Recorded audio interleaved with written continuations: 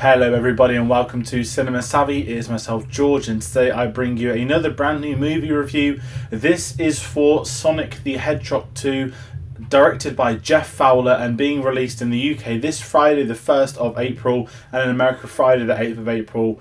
I'm going to be giving some spoiler-free thoughts on the sequel to obviously the film from 2020, which is going to be one of the entry points. But before I speak about that, I'm just going to very quickly go over the social medias for you. So please do comment your thoughts on Sonic the Hedgehog. Have you seen the sequel? Are you watching it down the line? Let me know your thoughts on that. If you've not seen it, what did you think of the first one? Please let me know. I'm really curious to read about this because this is going to be a really fun one to see how people react to this film with certain things. And alongside that, if you are new to the channel, if you've never seen what we do, of course we are a film channel. We do a lot of new reviews, old reviews, discussions and everything in between. Obviously this video is going up on Monday the 28th of March. This is the day after the Oscars. I've been very fortunate today for recording Sunday that I was at the press screening in London, which was amazing. Almost missed it due to some train issues, but caught up with a lot of great people online that we interacted with on Twitter and a lot of people that check out our videos. So thank you for that and everyone for checking in. And yeah, speaking about this film, the starting point is best to talk about the very first one. So I didn't see Sonic the Hedgehog 1 until literally 3-4 days ago.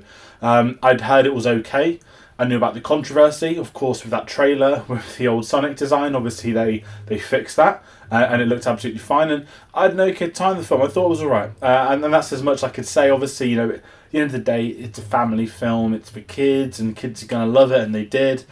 And that's why I'm kind of a bit more chill with these kind of things. Maybe I'm not the demographic audience. I know I'm not in that sense, but sort of my background with Sonic though. Obviously, as a kid, like many of us, we played a lot of those video games, even at secondary school, when, maybe this is for a certain age of people, but you'd get a USB stick off your friends and you'd have like loads of flash games installed on it, and you'd try and get away with playing them in IT lessons. Sonic was always one of those as well. So history with it is I played this a fair bit when I was younger, and it was kind of, you know, the reason I didn't check out the other one was just because I never got around to it. And when the invite came for the new one, I was really looking forward to it because I kept seeing the trailers everywhere. Obviously Knuckles is in it, Tails is in it, obviously Sonic's obviously still in it, and you know, Jim Carrey is as Dr. Eggman, which I'll speak about very shortly. But before I get into that, I really want to quickly just talk about leading into this film. So as I said, you know, the screening today was lovely. It was great. Now, what was really interesting, I've never been in a press screening before, but you know, certain people bring their families, bring their kids, and it's really interesting as a viewer that, you know, I'm not the demographic, but there are a lot of kids sort of laughing at certain moments, and you can sort of figure out attention spans based on how many people are sort of walking in and out of the kids sort of moving around and stuff. So that was really interesting for me on a sort of personal level because, you know, getting a fully sold out IMAX crowd, obviously it's not sold out as a screening.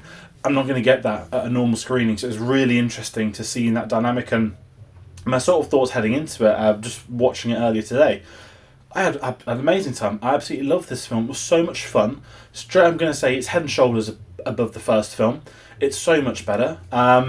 It's more entertaining. It's funner. It felt bigger on scale, which obviously you want from a sequel.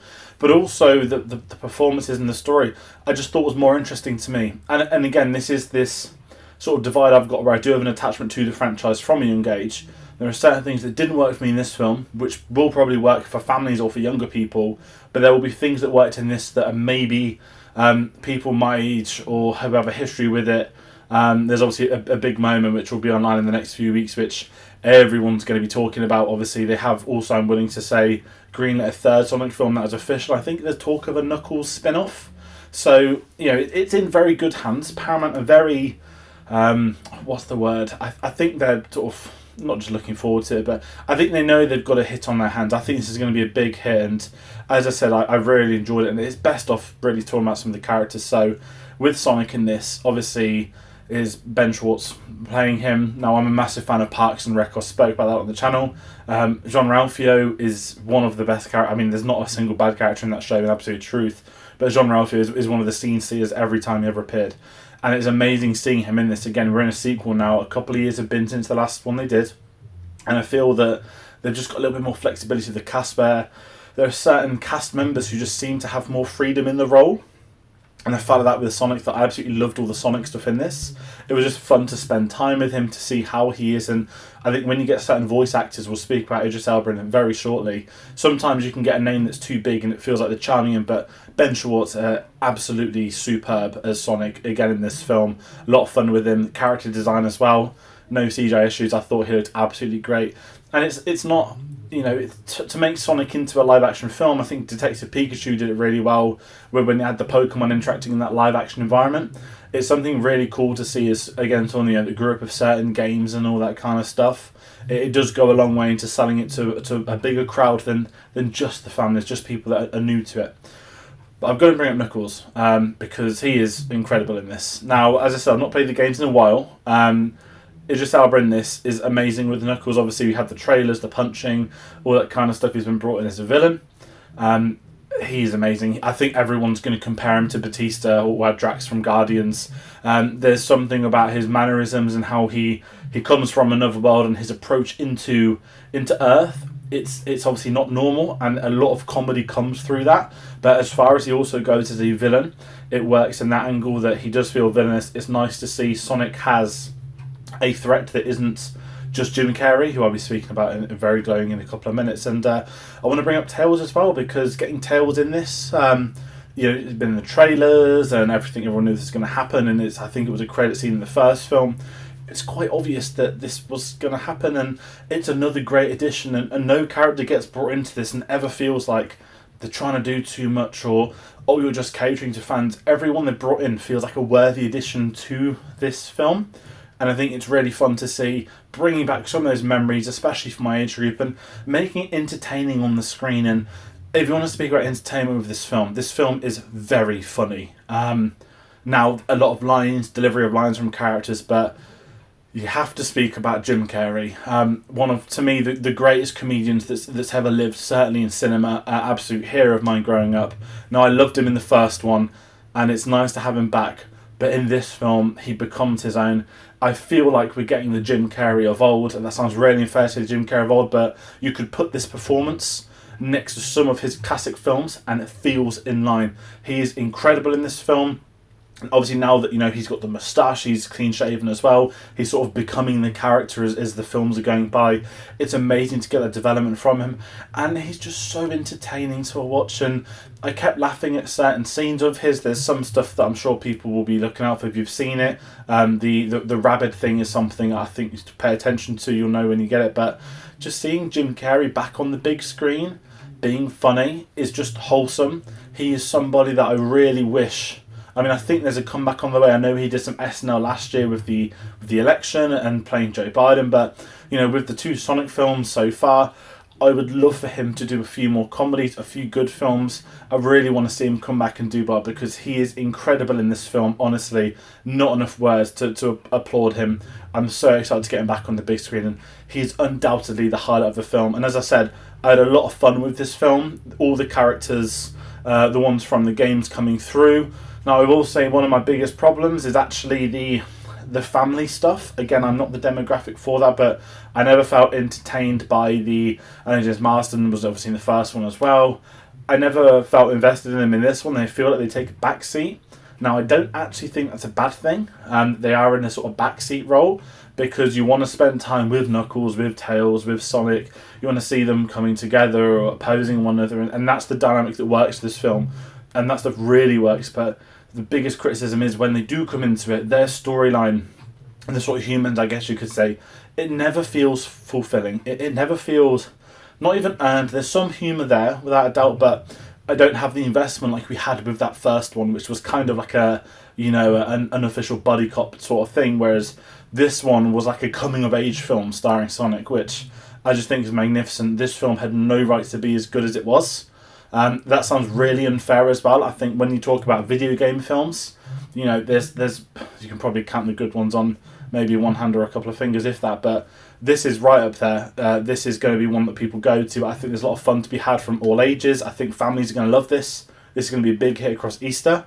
There's a lot of films opening up at similar times, and I think Sonic's going to be the one that a lot of people check out, because at the end of the day, I just thought it was really good fun. And when you watch a film like Sonic, we're just coming out of Oscar season, we're going to get some blockbusters coming up soon. not everything needs to be not a drama, but you still want entertainment, and it's forefront of cinema to me is entertainment. But you want it done in a good way, and this is it done in a good way. It's not slapping you in the head with references to games back in the day. Yes, there's some great references to be had, but this works as a film because they've taken the bits that work from the games and applied it in a film rather than just trying to make a game into a film, and that's why so many of them fail, and TV is going to be better off long term for some of those, but you don't need a TV adaptation of Sonic. Sonic will work as a film, and they've proven that with this, so to me, this is a massive recommendation. Do go and see it at the cinema. If you've got kids that you're not sure if they're going to watch it or not, trust me, I think they'll have a good time. If you're familiar with the games, you'll have a good time.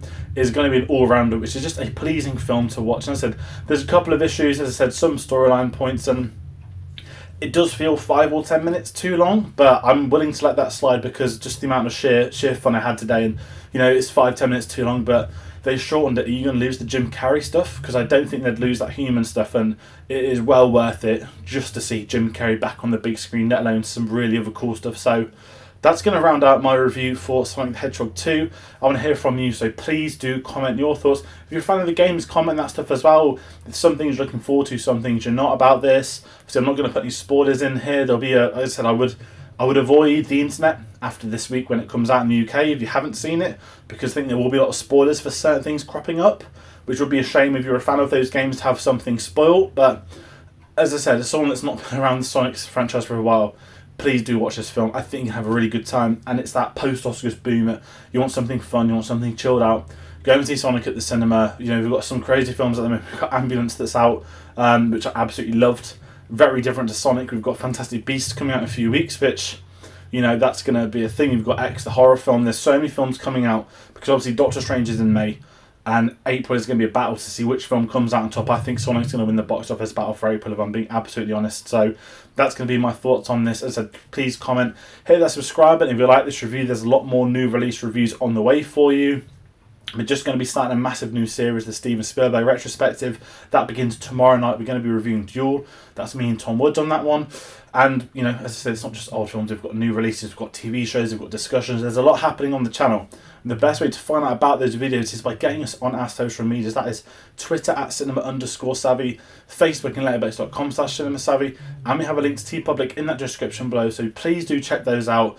This has been a delight to talk about. It's been a delight to see today, and I'm very excited to see what you all think. So thank you all for watching, and be sure to join us on the next one. Take care.